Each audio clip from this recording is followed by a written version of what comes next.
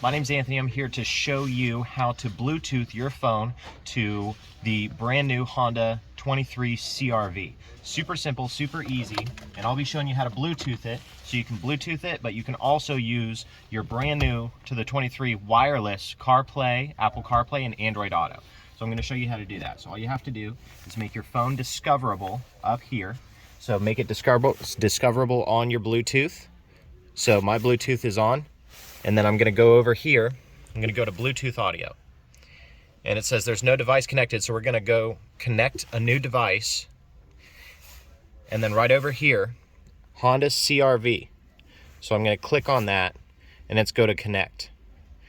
And you're going to want to make sure that this is paired on the same code. So all you have to do is click pair, allow, and then you're connected.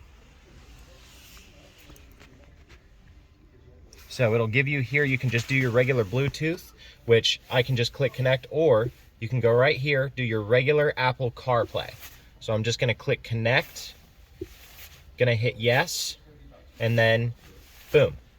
Your Bluetooth connected to the car. You hit allow, use Apple CarPlay, and then you have your music. You have everything uploaded right here. So right there on your home screen, you just click on it,